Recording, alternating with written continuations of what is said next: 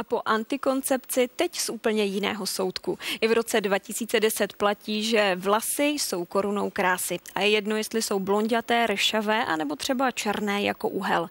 Také se říká, že každá správná dáma by měla mít svého dvorního kadeřníka. A právě proto vás moje kolegyně Nora Janečková zavede do jednoho kadeřnického salonu. Pohodlně se usaďte, výlet za krásou začíná. Tvrdí se, že vlasy jsou korunou krásy. U mnohých však tato koruna ztrácí na lesku. Právě lesklé a upravené vlasy touží každá z nás mít, avšak málo které se tento sen plní. Často kadeřnictví opouštíme nové, s optimismem na tváři, který se ovšem vytratí po prvním umytí vlasu, anebo v horším případě ráno po první noci s novým účesem. Vlastní ruce postrádají zkušenost odbornice a nám nezbývá nic jiného, než přistoupit k své pomocnému zákroku. Jeho výsledek často neodpovídá našemu záměru, ale nemusí to tak vždy být.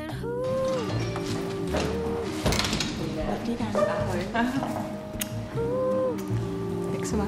Dobře. A co ty? Tak co vymyslíš? Mladší o 10 let? Ještě víc než si. 15? 20? Záleží na tobě. Jako, já to nechám na tobě. Ty jsi odborník. Karin Erkolány po absolvování školy odjela do zahraničí. Odjela jsem do Itálie za mým tátou, vlastně, kde mám polovinu mé rodiny. A tam jsem začínala opravdu tím způsobem, že jsem jenom zametala, umývala vlasy a dělala opravdu jenom ty pomocné práce zadarmo. Nikdo mě za to nic nedával, naopak jsem musela já ještě investovat do toho. A jsem šťastná za tu školu, co jsem mohla získat v zahraničí. Tam je filozofie každého studia tak, že je jeden člověk, který stříhá, další, který barví jako kolorista a pak je ten asistent, pomocný člověk, který dělá vlastně veškeré pomocné práce. Jenže v České republice bohužel tímto způsobem se nedá moc fungovat. Jak vnímáš trendy v účesové tvorbě? Trendy jsou na každou sezonu nějaké dané, určitě.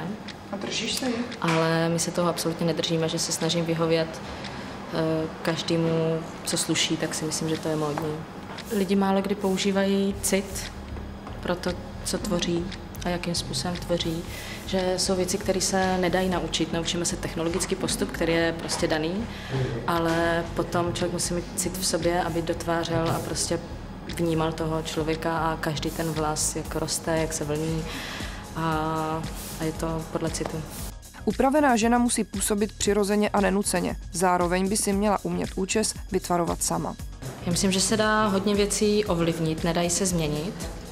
Dá se to ovlivnit určitě kvalitou vlasů, s tím, že doporučíme kvalitní produkty.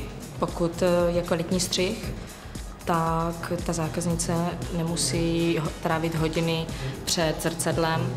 My jako Češky máme velmi jemné vlasy, proto tak často s účesy válčíme a ve snaze vlasy posílit jim často nevědomky ubližujeme chybně zvolenou kosmetikou. Například suché vlasy automaticky nejsou vlasy poškozené a šampon s kondicionérem na vlasy poškozené může suché vlasy špatnými prostředky ještě více vysušit. Já si myslím, že vím, co dělám, že už to vidím dopředu, ten daný účes nebo tu tvorbu, co chci dokázat tím.